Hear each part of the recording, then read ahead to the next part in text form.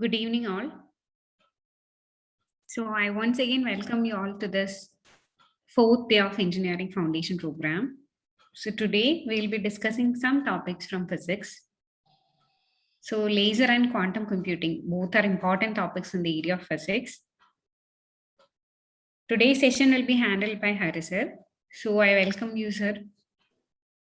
Hello, ma'am. Hello. Can you all hear me?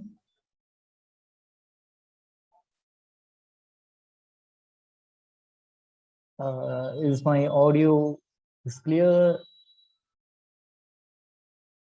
Okay, fine. So, how are you guys? I hope everyone are fine. And yes, today we'll be discussing about lasers and quantum computing. And I welcome you all once again because it's been fourth day and you people are having showing a great interest. And I could see more than 300 people, and it is like a great thing to go. And yes, today these two topics are a bit more important than any other topics because both of these topics play a wide role in your 12th, 11th and 12th grade, as well as it's gonna play a wide role in your engineering course as well as after your engineering course. So today what we'll be discussing is that about I'll be teaching you or we'll be recalling more about laser concepts that you have studied and what are the real life applications of lasers, because I felt that most of the examples, like the real life examples, have not been shown in the school grades, whatever the board it may be, CBSE state board or matriculation, or it can be even ICT or something like that. So that's what I felt. So I have included lasers applications in real life also, and I'll discuss the most hyped term, quantum computing of this era. Quantum computing is something more hyped than artificial intelligence and machine learning and robotics, because quantum computing is a far more advanced concepts. But recently there have been many breakthroughs in this concept, and I want to discuss about this to you guys. And also I'll be discussing about what exactly the futuristic applications of quantum computing, like how you could be how people could be using in the future, as well as how engineers could use it widely. So let's start by discussing what exactly lasers are. So just as states in your state board level or in your own CBSE or whatever the board you may study in 12th or 11th grade, you might have already encountered what lasers are. So lasers are light beams that are powerful enough to travel miles into sky and cut through lumps of metals. So as the name or as the definition suggests, these will be also the applications too. So how exactly does this laser work? The output of laser is coherent electromagnetic field. To be frank, like in a coherent beam of electromagnetic energy, all the waves have the same frequency and phase. So that's what it is. So laser is nothing but it is a coherent electromagnetic field, which means that the beam or the waves, all the waves created in the electromagnetic field is having the same frequency as well as the same phase. A basic laser consists of a chamber known as cavity, which is designed to reflect infrared, visible, or ultraviolet waves so that they reinforce each other. The cavity can contain either solid or it can contain liquids, or even the cavity can be of gaseous state. The choice of cavity material determines the wavelength of output. So for solids, it have a different wavelength, and for liquids, it have a different wavelength, and for gas, it have bit of higher wavelengths because due to the state of matter. So cavity plays a vital role in creating a laser beam. So mirrors are placed at each end of the cavities. One of the mirror is totally reflective, not allowing any of the energy to pass through them. The other side of the mirror is partially reflective. It allows 5% of the energy to pass through them. So through a process known as pumping, energy is introduced to the cavity through an external source. Now I hope you got a clear-cut idea of how the lasers are being structured. It is to be like in a physical state, I should say in a pictorial way. Laser is being created in a cavity with the help of external source. They just pump a lump of energy, and there are two mirrors which have been placed, like in the first starting point and as well as another mirror in the ending point, so that it reflects in the one, and it won't be reflecting like only the 5% will be uh, I mean the 5% of the energy will can only pass through them, and others are being reflected in the end point. So due to this pumping activity, an electromagnetic field appears inside this laser cavity at a natural frequency of atoms of the materials that fills the cavity. So the cavity may contain, like I said earlier, it can be the liquid, it can be the solid, or it can be the gas. So depending on them, this electromagnetic field which is appearing inside this laser cavity will be at the same natural frequency of the atoms that are present. I mean that are present inside this cavity. So the length of the cavity is such that the reflected waves reinforce each other. So that's one main important point. So this electromagnetic waves in phase with each other emerge from the end of the cavity, having partially reflective mirror. So like I said, like the 95% won't be passing through the mirror, so the remaining will be reflected. The output of the continuous beam or series of brief intense pulses. So that's how it looks. So to be, if you have watched Iron Man movie, you would have already encountered how does a laser look like. So Iron Man movie, he have compressed the energy into his body, I mean into his armor, and then he'll be pumping out to become a beam of rays or series of rays. So that's how a beam or how that's how a laser is being produced. Fine. Now let's look into the characteristics of lasers as well as the uses of lasers. So we can separate the characteristics of laser beams into four major categories: super monochromatism and super directivity and superior. I'm sorry, it's superior. So and the third one is superior coherence, and the fourth one is high output. So these are the four main characteristics or four major characteristics of lasers. Using these characteristics of lasers, they can be applied in various fields such as like optical communication, defense, and etc. I mean, in the upcoming slides, I will be showing you about it. So, like the application of lasers widely depend on these four characteristics. And in this session, I won't be explaining about all these characteristics individually. So I'm leaving this to you guys. You can explore about all these four characteristics. You can note it down if you want.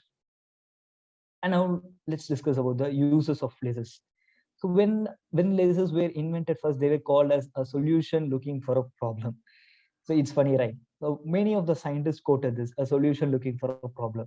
So since then, they have become so unambiguous, finding utility in various applications of modern society, ranging from consumer electronics till the military grade. Like I have mentioned, we'll be using lasers in tools, communication, defense, medicine, entertainment, and surveying more also. So let me just talk about few of these. So let's start with understanding how and exactly why lasers are being used in tools. So cutting tools that employ CO2, carbon dioxide lasers, are widely used in industries. So they are precise, easy to automate, and don't need sharpening, unlike knives. Like we use knife for cutting for in general, and we used to always shine it up, or we used to always sharpen it up once it is being used. But those kind of maintenance problem is being avoided, so that lasers are being uh, used as cutting tools in many of the industries. And generally those type of lasers or CO2 lasers, I mean carbon dioxide lasers. So we also use robot guided lasers to cut pieces of cloths to make things such as denim pants, like jean pants, that using our bare hands. When people started to create these kind of denim jeans or the many other different kinds of pants, we generally like the people generally tore it up using your or tore or make some designs using their bare hands. but to be more faster or to be more accurate and to improve efficiency as well as the productivity and the sense of fashion too, lasers come in very handy for those processes. And in tools, the same precision is utmost importance in the field of medicine too. Doctors use lasers for everything like blasting cancerous tumors to correcting defective eyesight. Or we do use laser therapy in our eyes to adjust our eye power. And even in canceling or in destroying tumor cells in our body, we use certain type of lasers. So that's one great example of how lasers are being used in medicine field also. So like people who wanted to study medicine or people who are inspired by like pharmacy or healthcare sectors, they should really have a good knowledge in lasers, because recently these, apart from these two applications of medicine, like not only in destroying tumor cells and correcting our eye power, there are further more applications apart from this which have been popping up, and it is in the research phase. So almost in every medical field, lasers can be used. So in order to use it more effectively, as well as when you use certain tool, you need to understand how the tool is made and how exactly it is worked and what's the nature behind the tool. So for those purposes, all pharmacy enthusiasts or medicine enthusiasts must learn about lasers. Okay, now let's discuss about a few other uses like uh, communication. So in communication, let's say like let's take the example of barcode scanner. So in barcode scanner in grocery store uses laser to convert a printed barcode into a number, and that a checkout computer can really understand. So that's one great example. And every time you play a CD or DVD, like in the past, now it is all pen drives. But before, we used to have CDs and DVDs. A semiconductor laser beam is being bounces off the spinning disk to convert its pattern of data into numbers. A computer chip converts these numbers into movies, sounds, and musics. So that's how lasers are being used in the like past generation. Lasers are even used in fiber optic cables and technology used known as photonics, which uses photons of light to communicate with each other. So like 4G, 5G, all those technologies uses the lasers widely. You know, like like I said, lasers are being used in the fiber optic cables. Fine, now let's discuss in more about the how lasers are being used in various medical field. Like I know like most of the people are here or engineering enthusiasts, but of course, since engineering is also playing a vital role in modern medicine practices, you guys must need to know about how and what exactly the technology behind the futuristic medicine is all about. So just for let's talk about the lasers here. I mean, lasers being in medicine, for angioplasty and for cancer diagnosis and for cancer treatment too, we use lasers. And there are also further applications, like I have mentioned in the slide, for dentistry, cosmetic dermatologists, like scar revisions, skin resurfacing, and even laser hair removal, tattoo removal, and etc. And these are also some complicated terms. Since I am not from a medical background, I find it difficult. You can always Google it up if you want. By now, let's discuss. I want to show you about how lasers are being used widely in military applications. Like the US military become interested in lasers even before the first laser actually being built. When it was in our research phase itself, like US military have already started experimenting and using it in the real life itself, just to show up their military strength and power. When military leaders heard about the new device might produce very hot beams of light, they immediately dreamt of developing beams into weapons. So they hoped these weapons would do many things that ray guns had done in science fiction stories and movies. They can even like blast holes through enemy soldiers or into even the tanks or even shooting the planes and satellites. The probability of intercepting the laser signal is very low due to its narrow beam divergence and coherent optical beam. which makes the laser suitable candidate for military tactical operations, And besides the communication aspect, the highly directive nature of laser beam is also used as directed energy laser weapon. So these highly powerful and lightweight directed energy laser weapons are very cost effective. Very cost effective countermeasures for airborne threats. Furthermore, like lasers sensors are developed in the battlefield or in a space for tracking the path of wide range military vehicles like missiles, unmanned aerial vehicles like UAVs, drones, and fighter aircraft, warships, submarines, and etc. So advancements in space operation and laser technology have offered synergistic possibility of using lasers from space-based platforms during military operations. In this paper, in this slide, I have provided few other images which you could see clearly, like how lasers can be used in the spatial applications or like in the airborne or outer space military activities. So now let's look into the industrial applications.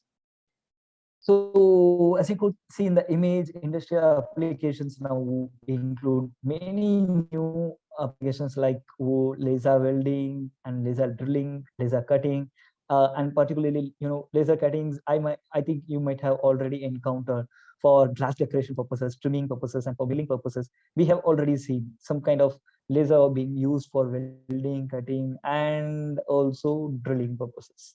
So the main advantage of laser operations consists in machining the product without any mechanical contact and with high precision on the operation. So, if the watching people or mechanical engineering aspirant, you should really know about how lasers are being used in welding, cutting, and drilling operations, because there's a good chance that you may encounter one in your third year or fourth year laboratory.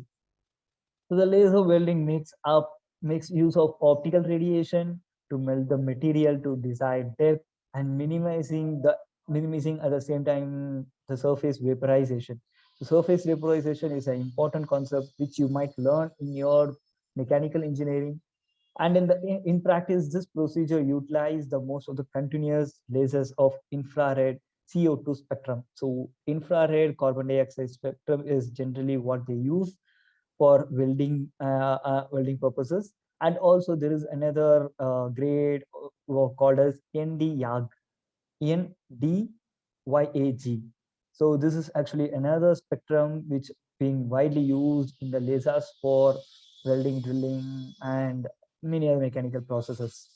So like laser drilling is based on removing material from vaporization. So the beam intensity should be generally higher than welding purposes. So drilling prefers a pulsar laser with a pulse length less than 1 nanometer. So pulse length is an important concept in lasers. It determines the length of the pulse, how long the beam is being going. So that for a single second. So that length is very important. So that's what, like for drilling purposes, the pulse length should be less than 1 nanometer. And for laser cutting, it is generally utilized when some low thermoconductivity material is being removed. With cutting, the material is to be vaporized as quickly as possible while keeping the area thermally affected as small as possible. And a very good example, like shown in this image, laser marking. This is what a laser marking looks like. So laser marking is based on local surface evaporation of object material. The object's material or whatever the material which we are going to mark in it. So those materials in the local surface will be getting evaporated within seconds. So that's what laser marking is all about. In this case, the laser beam passes through the template with desired pattern. Like it can be numbers, it can be letters, or it can be barcode, something like this, or it can be QR code, so etc. So when the laser beams impinges of the surface of the object, the pattern of the template will show up. So that's how it is being printed. So I could see like there are tons and tons of questions popping up. So I want to address every questions you. So just hold it up till the end of this program. And meanwhile, I have just a few of the queries which we have encountered widely in our sessions. So people or students generally ask, what is the nature of meta waves? It is actually the meta waves, sometimes called as de Broglie waves also. De Broglie. So the matter waves are not electromagnetic in nature. They are not composed of matter at all. So the matter waves are associated with the moving particle. So the intensity of the wave at a point indicates the probability of finding the particular, a particle at some kind of point. I'll repeat it better. So the meta waves are associated with a moving particle, and the intensity of wave at some certain point indicates the probability of finding the particle at that single point. And there is also another question, like what is the principle of working laser light? So working of laser is based on 4 processes. If you want to note it down, you can. I'll read it out slowly for you guys. So the first process is absorption, and the second process is spontaneous emission, and the third point is population inversion, and fourth point is simulated emission of electromagnetic radiation. I'll repeat all the 4 points once again. So the first process is absorption, and then what it does is that it goes for spontaneous emission, and the third process is population inversion, and the fourth point is stimulated emission of electromagnetic radiation. So if you want to go or research more into these single processes, you can always do it. I'm not going to discuss about each and every point now. And the third popular question was, meta waves electromagnetic in nature? Uh, no, like matter waves are not electromagnetic in nature. Like they are kind of waves proposed to localize the position of moving particle. For this reason, they are sometimes called as pilot waves. And the final question was like, is a moving particle equivalent to a single wave? No, not at all. Like no, a moving single particle is equivalent to a group of waves called as wave packets.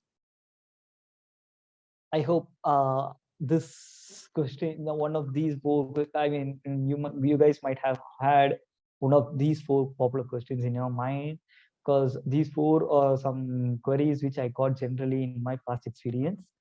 And also, if not, if you have any more queries, you can always mail us, or you can wait till the end of the session.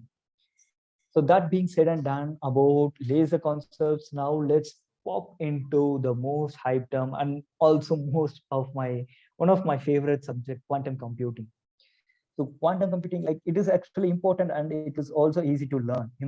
I know it is a bit surprising to hear. Actually, to be frank, nowadays quantum computing have been down, or I should say it have been brought down to our level of understanding. Like even a 10th grade kid can also understand what a quantum computing is all about. And yes, if you are not having a good knowledge of quantum computing, no need to be worried. In this session, I'll teach you about how quantum computing is, what quantum computing and how it is being made and applications. I'll also go a bit depth into this concept. So in the next 30 minutes, I'm going to discuss about this. Quantum computing. Quantum computing focuses on principles of quantum theory. So, in quantum theory, it generally deals with modern physics that explain the behavior of matter and energy of atomic and subatomic level. Now, generally, the modern physics deals with the behavior of matter and energy of an atomic level and also with the subatomic level. So you will be learning more about modern physics and quantum computing in your first year, I hope so. And quantum computing makes use of quantum phenomena.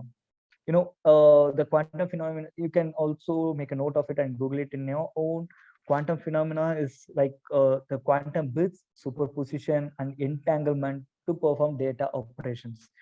So generally, quantum phenomena is a subject of modern physics. And inside quantum phenomena, we discuss about lots and lots of topics of quantum. But generally here in quantum computing, we use certain phenomena like quantum bits, superposition, and entanglement, and etc. All these are being used for data operations. So computing in this manner essentially tackles extremely difficult tasks that ordinary computer cannot perform on their own. Like in classical computers, classical computing, a bit of this term is being represent informations by computers. So in quantum computing uses quantum bits and qubits. So that's what exactly we call it. It's bits or quantum bits. You can write it down. So qubits spells out like QUBITS. So qubits for units of memory. So qubits are comprised of two-state quantum mechanical system. Again, I'll repeat. Qubits are qubits are comprised of two-state quantum mechanical system. In detail, I'll explain about what two-state quantum mechanical system are. You know, a quantum mechanical system is one that can exist in two distinguishable quantum states. So this is another term which you have to learn about quantum states. What are the different types and kinds of quantum states?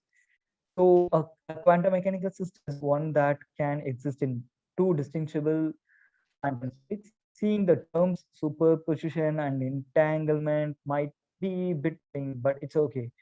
We don't experience these phenomena in our real day-to-day life. So I'll explain what superposition and entanglement is all about, and then you'll get a good idea of how a quantum computing or quantum computer works. So superpositions. So superpositions is a principle that states while we do not know the state of an object at a given time, so it is possible that it is in all states simultaneously. And as long as we do not look at it to check its state, the way that energy and mass become correlated to interact with each other regardless of distance is what called as entanglement. So entanglement as a quantum property is taking objects and connecting them by permanently entangling them together. So this word entanglement might have been good popular word to you if you are a Disney fan. So entanglement as a quantum property is taking objects and connecting them permanently. We can call them as entanglement. And when adding an additional qubit to a quantum computer, like a 50 qubit quantum machine can examine 2 to power of 50 states simultaneously. So that's a huge number. The increase in power plus entanglement of qubits allow quantum computers to solve any kind of problems efficiently and finding the solution faster with many fewer calculations. So entanglement and superpositioning are extremely important in advancing computing and communications that can benefit us in numerous ways. So these two phenomena can be used to process an extremely large number of calculations, whereas ordinary computers cannot. Like simple 4 plus 4 is equal to 8 can be performed even by your calculator, which is actually the first computer, we should say. And then the computer was evolved from calculators. We called it as a smart calculator something. And computers, the developed computers does many purposes, like many other applications other than calculating. Like we can watch videos, we can watch movies, and thus we gave birth to internet and WWE. Sorry, I'm sorry, it's not WWE, it's www.domains. So that's how a computer evolved. But today, after having a smart computers, supercomputers, now it's time to give birth to quantum computers. So that's what the evolution of calculation have done with artificial computing techniques. So the power of computing is astonishing, and not many grasp the full capability it has to offer. While classical computers process the informations as ones and zeros, like the classical computers generally talk or communicate with humans in the terms of computer language. That's what zeros and ones is all about. And in quantum computers operate according to the laws of physics. This means information can be processed as ones and zeros or 1 and 0 both simultaneously too. So this possible because of quantum mechanical principle superposition. So if you understand more about what superposition is all about, you can understand this concept easily. I once again better repeat what superposition is all about.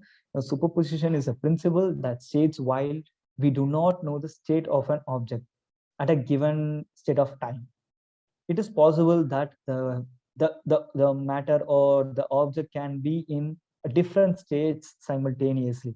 Like you could see in the box or the image which I have shown here at the right bottom. So let me explain it more clearly.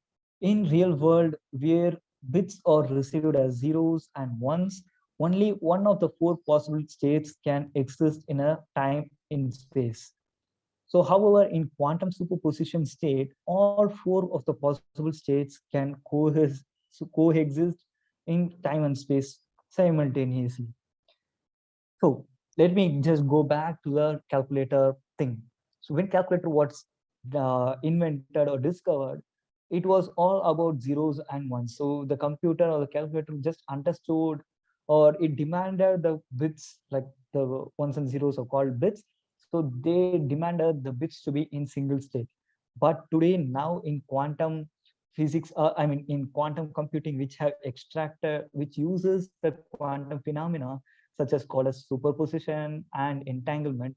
Now it is possible that these bits, ones and zeros, so it can be in any one of these four bits, or even all these four states can exist coherently at the same given of time.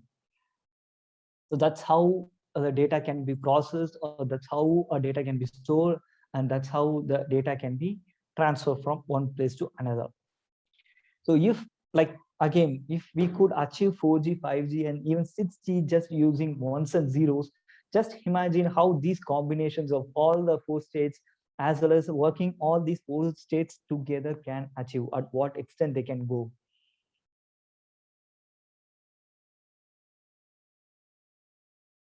So before going into more concepts, I just pause a bit and I want to tell you these are the applications of quantum computing.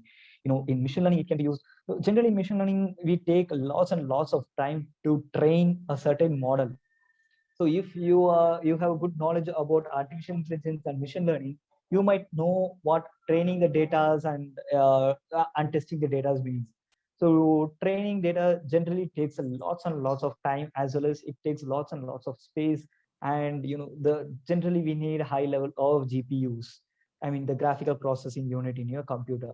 So those all can be eliminated using the quantum computing techniques. So like we can train billions and billions of data within just second. So that's how quantum computing can be used in machine learning, and also being used in super catalyst design, like in creating new medicine or creating new atomic structure in medical research. So such kind of designs can also be achieved within a short period of time. And chemistry is good example, battery chemistry, of course, material science, earth science, engineering, artificial intelligence, biometrics, energy, photovoltaics, and financial services. And it can also be used in supply chain logistics. So these applications, if you are an engineering aspirant, you might have already know what kind of profession you might end up after your BTech. So you might become you might work in a medicine company, or you might work in a chemistry related companies, or you might work in a artificial intelligence company, and even you might work in certain role as a supply chain and logistic engineer. So all these engineering applications, or out of, like, non-engineering applications, can also be used using quantum computing. So that's the sole reason why we selected this topic, and attempting to understand you as much as possible. So this is actually a great example of types of quantum computers, quantum computing, and their applications, generality, and computational power. So if you want to take a screenshot now itself, you can take a screenshot. And if not, you don't need to be worried. These recordings will be uploaded in our site, and you can also refer it. It will be there. We won't be take it out. So no need to be worried about it. So it depends on, there are actually the three types. And first we call it as quantum annealer, and the second type is analog quantum, and the third is what a universal quantum is all about.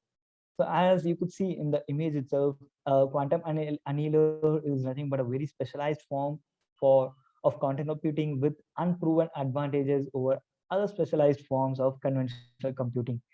So like these different types being used in different applications, and if you want to learn more about it, you can always go ahead. And in the second type, it is analog quantum computing technique, and it is a bit more advanced than the previous one. So the most likely form of quantum computing that will first show true quantum speed up over conventional computing. This could happen within next 5 years. Like even it have been proved already, but it is not yet to for commercial purposes. Like there is no quantum computers which they sell commercially. But of course, the prediction is like maybe next 4 or 5 years, maybe after your BTech engineering completion, there is a good chance like the most companies might have a quantum computers, and they might demand you to have a quantum computing skill. And the third type is universal quantum. It is actually a true grand challenge in quantum computing. As of now, many researchers are still or even finding it difficult to understand or go ahead with universal quantum. So it offers the potential to be exponentially faster than traditional computers for a number of important applications for science and businesses. It is like something more than the previous analog quantum computing. It is like it is not only used for commercial purposes, but rather it can be used for more research, and it can be like beyond our own expectations. So that's what this mythical universal quantum type is all about. So if you are interested to learn more about quantum computing, these are few resources which I would really suggest, and these are the researches where I learned. So like how do you start with quantum computing? Like everyone might have got a good query now. So if you have this query in your mind, do not be taken out, because this slide is all about it. So engineers should first familiarize themselves on fundamentals of quantum computing, such as the concepts of sports, so superposition and entanglement. No, this is actually the line which was said by the IBM's research staff member who is called as Dr. Marco Pistoia. So he has stated that every engineer must learn about the physics, or they must have a good knowledge about the quantum phenomena called as superposition and entanglement. So once like you engineers have a good concept and good in it, in those concepts, you will get it will be much more easier to understand more about quantum computing. So there are many online courses, including several that are free or beginning to spring up via cloud educational platforms. Whether you need to harness the technology for the future of your career, or you are just using, or you're just curious about this, about technology's capabilities, it's all up to you. Both of the types can learn about quantum computing in the free courses and even paid courses given in most of the platforms. So to make computing more accessible to scientists, engineers, and even students and enthusiasts, IBM have launched a public cloud-based IBM Q Experience and open source QSIT, QSKIT platform. So both of these platforms can be used, and it has been launched by IBM, through which is possible to access the real quantum hardware. So actually generally the quantum programs are written in Python. So I would really urge you to learn Python also. And if you're more interested, you can always check it out, the platforms which are provided by IBM. The first one is a cloud-based IBM Q Experience, and the second is the open source QSIT platform. And the second one is that D-Wave Systems. It is actually a company who works on an annealer architecture rather than universal superconducting technology. Like I said earlier, there are three types. Okay, sorry. There are three types of quantum computing, and D-Wave company are working in the quantum annealer type, and they are not yet into the universal or superconducting technologies. So D-Waves Leap allows anyone to sign up, sign up and access 1 minute of free time on cloud connected 2000 Q each month. So like 1 minute of free quantum computing is something large. You can calculate tons and tons of things using it. So you can also learn how to use a supercomputer system, and you can check it out with D-Waves Leap. You can type in the Google as D-Waves Leap. And the third type, I mean, the third important resource is that Rigetti computing. So Rigetti is Forest SDK.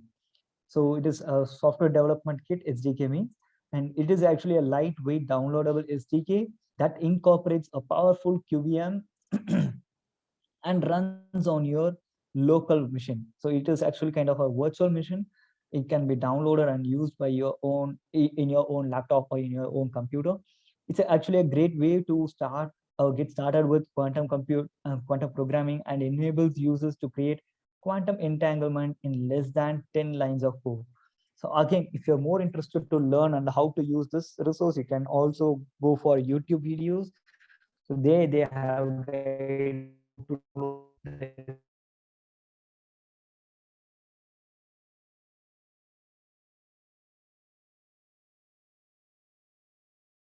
resources, or I do not have enough faculties back then when I was studying. Now, so now you guys are having a great opportunity. I mean, the great resources, so you can always make use of it. So, what exactly is the future of quantum computing is? So we have learned what quantum computing is and how it is working, and we have also looked into the types and applications, and also we have discussed about the resources. And I would really urge you to really check it out of about all the three: D-Wave, IBM, and Rigetti. I mean, sorry, the Rigetti. And now let's discuss about what exactly the future is all about. After 4 years, you must know what is going to happen in the real world, and you should be prepared, and you should also have the skill to encounter it. So quantum computing is on a steady upward trajectory, but the field is in the flux with new technologies starting to come online. Unlike the binary bits, the qubits in the quantum computing exist in ones and zeros simultaneously and act as a group. So this is a statement which I have mentioned before.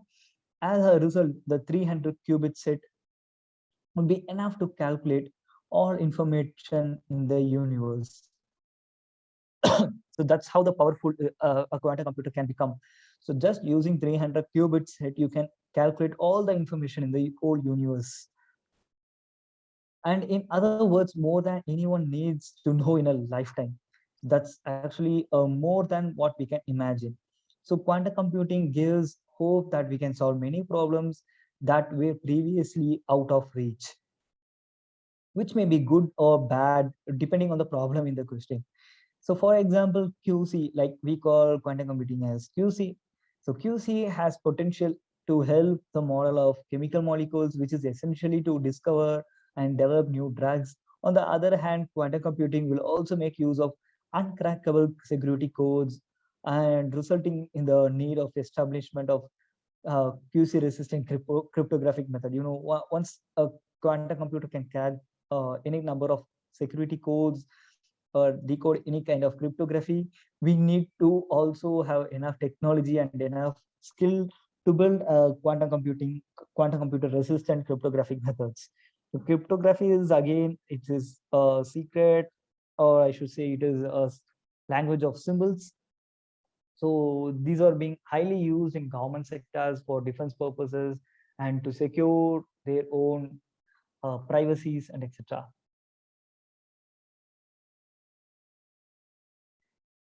Also, like I also want to discuss about few other things. Like more generally, quantum computers is expected to accelerate the progress of wide range of disparate applications like the machine learning, artificial intelligence, finance modeling, weather forecasting, and even the particle physics.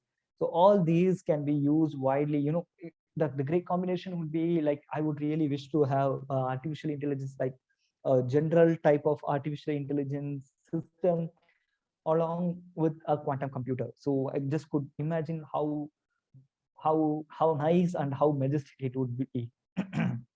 As a technology enthusiast, I really want that to happen. So if a quantum computer which of 300 qubits can perform the all information that we hold within this universe within few seconds, then imagine with the help of artificial intelligence, we can even predict the information that are available in the next universe. Or we can even make an artificial intelligence and a quantum computer system which could predict the far away of the universe, like till the end of the universe we could calculate what all the things happen and what other things will be happening. And also we can even get the information available inside the farthest universe. So that's really a mind-blowing thing. Okay, now let's discuss further about how we could really influence in our day-to-day life. In the year 2000, okay, I'll leave it that to you guys. Like before, I want to discuss, like today our phones are already perfectly capable of running any app or any mobile game and of even streaming high quality of videos. Our laptops and desktops are perfectly supporting us at work or even at our home. Will we need ever more powerful computer chips in maybe 10 to 20 years from now? And we would really say and yes to it. The need of high performance computing will continue to increase.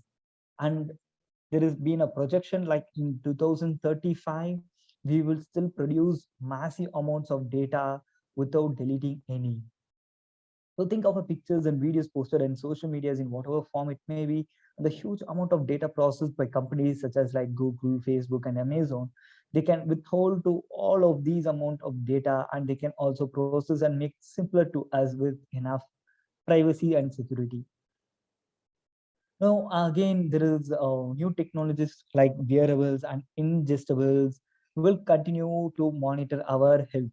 Like we'll be implanting certain level of high level electronic systems which won't be harm to our bodies. We call it as wearables and indigestible. So those all can be combined with our data, with our even genetic imprint. We can even get our own DNA status, and we can even count number of blood cells without any kind of race or laboratory researches. Even like it is so simple as that those kind of wearables can get the data of your blood and sugar pressure, and it can also bring out some hidden harm, I mean, virus or hidden bacteria inside your body to your own phone or even to your laptops. Like IoT applications, like let me say, for example, it can be any autonomous cars or smart buildings, smart cities. Everything can be achieved using this quantum computing technologies. Most of this data will be processed and stored in cloud. I hope everyone have a good idea of what cloud technology is all about. So this can only be sustained through increasing a more performant computer and memory solutions. Like we need high power computers which can process lots and lots of data within minutes, and they can also store all this information without deleting. So that's what we can achieve in next maybe 15 to 10 to 15 years. So that's a projection. And as you could see in the image in the right side, it is actually a great example. It has been plotted with the system performance against the power, I mean the watt consumption. So today these applications run on supercomputers in which hundreds and thousands of classical processes work in parallel to solve different parts of single large problem. A drawback of these supercomputers is gigantic power consumption. For a typical supercomputer, the power consumption can reach up to 15 to 20 megawatts. So that's huge. For both cloud computing and supercomputing, we will need solutions that bring computing to higher level of performance, and this at the lowest possible energy consumption also. So quantum computing can go beyond the capabilities of classical computing, of course, but it will not be the holy grail for solving all the issues. So it will be useful for certain applications, like wherever a huge amount of data is being involved, and where we need to solve it within few minutes and seconds. And yeah, I just want to mention another great example, which even the mechanical engineers, future mechanical engineers might get interested in. So, the search for superconducting materials that can replace the copper in rotors of windmills. So today's windmill contain tons and tons of copper as a winding coils in their engines. So I hope you would get a good idea. Like if you are not much into windmills, you can check it out in the Google. Like inside the windmill, we'll be having windings of copper wires. So this significantly contributes to the weight of the windmill head, limiting the size increase in the wingspan of the windmill. In Europe, supercomputing time is being used for finding new superconducting materials that can replace copper. Like I said earlier, a simple calculation of molecules and simple research of subatomic particles in quantum computer could lead to a different or a drastic change in material science engineering, or wherever the materials are being used in your car, in your bike, even in your windmills, even in your fridge. It can also replace the LEDs which are being used in your TVs, computer, and your mobile screen. And even the processors like NVIDIA's processor, or it can be Intel's processor, or whatever processors, every processor can be replaced with a great invention, or just a small change or replacement of superconductive material using quantum computing techniques. Okay, fine. That being said and done, like my expectation would be that by 2035, we will already see processors with a few thousand qubits, allowing us to run some algorithms and some small applications in within few seconds, or within a blink of your eyelid. So in that time frame, we will see the materials discovery being done on quantum computer. Ultimately, we will need to embed the growing power of quantum processing into existing computers or computing paradigms to enable required quantum leap in performance. Like we need to be prepared, like how a quantum computer or quantum techniques can be used in your hand, like in your mobile phones and even in your laptops and computer. Yes, being said and done, like we have come to our end note, and now let's discuss about all your queries. And I also welcome Ms. Lakshmi ma'am so that she could also be helpful for me. Yeah, sure. Hi. Hello, ma'am. Yeah, let's look into the chat. So if you're having any queries, you can just type it in the chat. And one more thing, please don't forget to give your attendance. Don't forget to type your attendance. So the link is there in the chat box, so you can do it. Just type it. And the video of the previous sessions are updated in our website, the foundation program website. So you can go there and check for the previous sessions.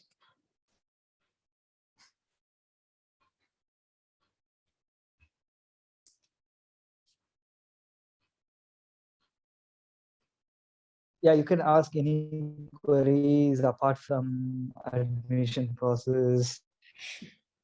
Okay,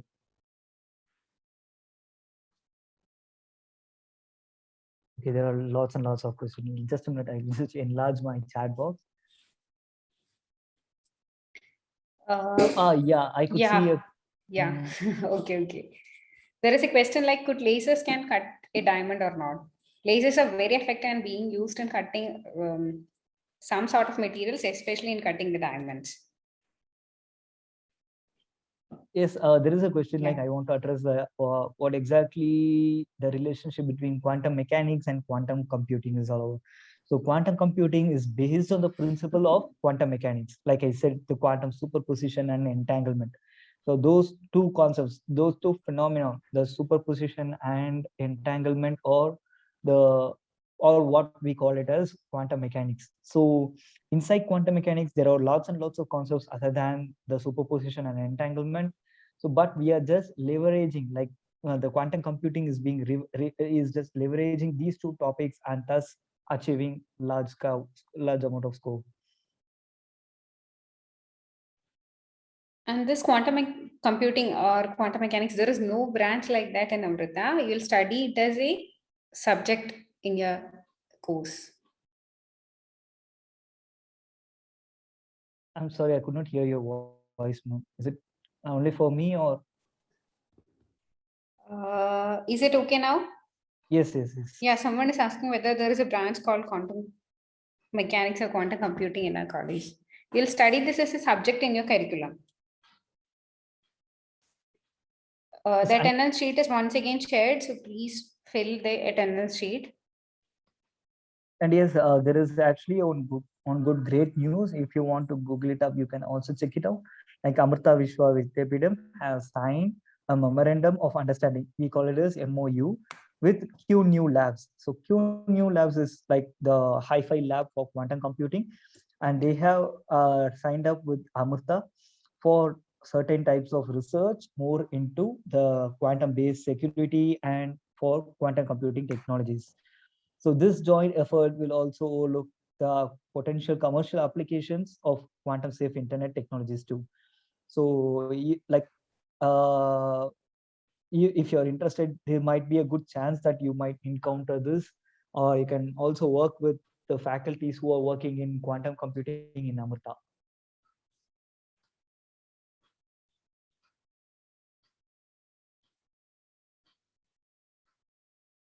Okay, there are many questions. Is IoT a department of engineering? Not at all. It is actually IoT, Internet of Things is a subject, but it is not a department. So I think IoT is being taught in ECM as well as in electronics and even in triple E subjects. I mean, the triple E degrees. So it is actually a subject, not a degree. And there is one query: is quantum computing useful in aerospace? In aerospace industry also, we are using the quantum computing. Maybe for the aircraft modeling, for their simulation purposes and all, we use the quantum computing.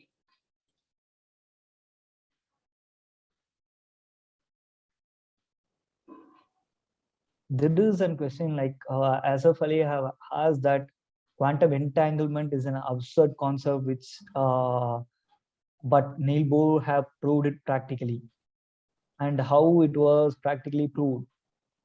So quantum entanglement, actually it was a myth and it was not accepted by lots and lots of scientists back then. But today I will just leave it to you to search out how practically it was implemented. Even myself, I have learned it, but I'm not so sure about how it was practically achieved, like not much into the concepts of quantum entanglement.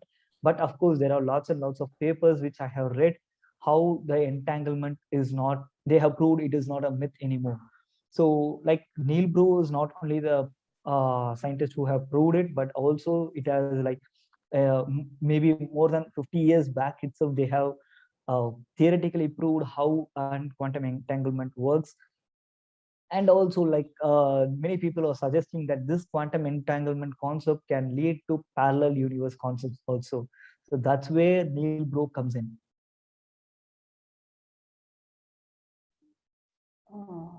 I'm sure that you'll be studying about this quantum mechanics and lasers in the physics subject in any branch of engineering. So in this foundation course, we are discussing those topics which are needed in your engineering career. So this is a must for engineering. And yes, there is a crazy idea of question like how could powerful supercomputer can rule the world with the help of AI technology? That is again a myth, but of course, it does have, you know, like the name suggests, powerful supercomputers, and with the AI, like the powerful AI technology, can really do lots and lots of things. But yes, again, it is going to be a tool in humans' hand. So it depends on how we are going to use these two technologies, like whether we are going to use it as a boon or use it as a ban. Please tell about admissions. We are not currently concentrating about it in this sessions. Everything is there in Amrita website. I know you all have the idea of Amrita website. You can just go and search, and the application form is not yet over. You can apply till July 28th. So please go and check. All the informations are there in the website itself, and there are also numbers of counselors, so you can call them to get the details, or you can send a mail to get the details. Avinash Madhu have asked how long the quantum computing garners the maximum attention if you are planning to robotics and AI related courses. Of course, again, quantum computers is being used widely rather than only in AI and robotics concepts. Even it can be used in chemistry, physics, arts related subject, and even in the social media. I mean, sorry, not in social media. Like other than engineering concepts, also there is a high use of quantum computing. So if you are planning to take robotics and AI related courses, of course you will be learning about quantum computing too, but it is not like it is completely in your hand, like how much effort that you are putting into on learning apart from the curriculum provided by any university. And for Python, is it advisable to learn its extensions such as like Django, PyCharm, PyPlot by ourselves, or will be taught them in the college? And I would really like personally, I would really suggest you to learn by yourself, because before going into college itself, these concepts like PyCharm, how to use the Python software, and how to use PyPlot, Matplotlib, those kind of extensions and libraries can really be learned easily by yourself. So it will be much more easier to learn more things other than these topics in your college days, and it will also fetch you few free time when others spend their time learning about these. Kavin Kumar have asked how to learn quantum mechanics. I would really again suggest that I'll just go back to my slides where I have provided you the resources.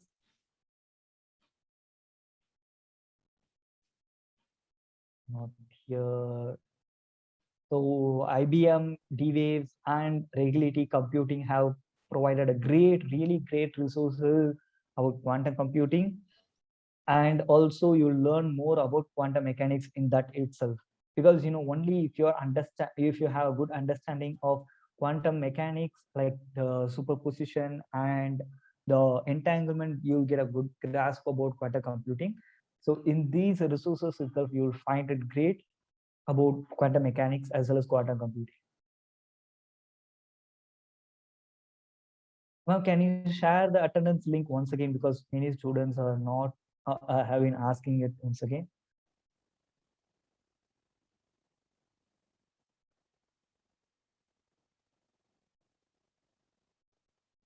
Yes, of course, QZ has an important role in computer science.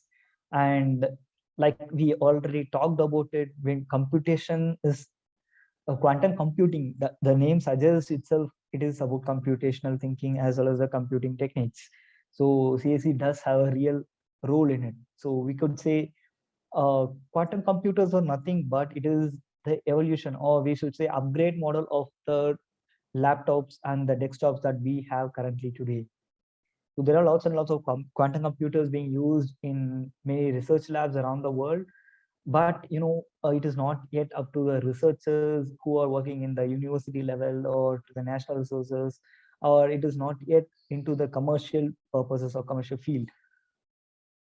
So if you are learning quantum computer in computer science department, and then it would be really great, because after 5 years you will really need, like you might encounter a quantum computer in your or a supercomputer in your workplace, in irrespective of whatever the industry you may end up. So before going into the industrials, of course, if you have the skill of quantum computing, like if you're mentioning these skills in your resume, then it is going to have a great impact in your resume. Of course, it could really fetch a job very easily.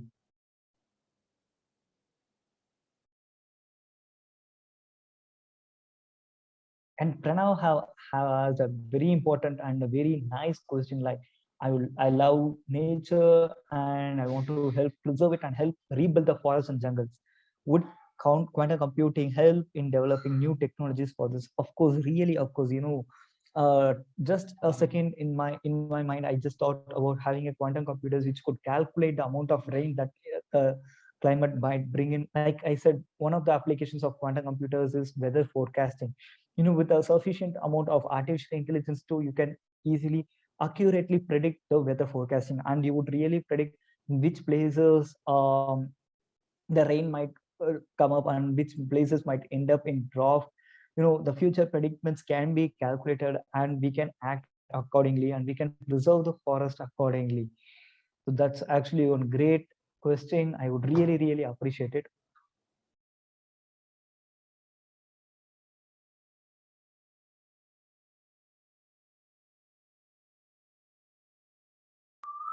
Yeah, sir. Hello. Yes, ma'am. Yeah, I think maybe we can end the session today. Sure, sure, sure. Yeah, for some tomorrow, the session will be at the same time. So please do join the session, and you can find the videos of the session in the foundation program webpage. Okay. So please go and check the videos if you miss out anything. Okay, then thank you all Well, for tomorrow session. participating. Thank you. Yeah. Thank you. Tomorrow session, it will be on the maths topic, and I would really ask every students to attend tomorrow session. It is going to be more interesting. And thank you for attending today. And I also expect the same amount of students tomorrow also. Thanks a lot. Thank you all.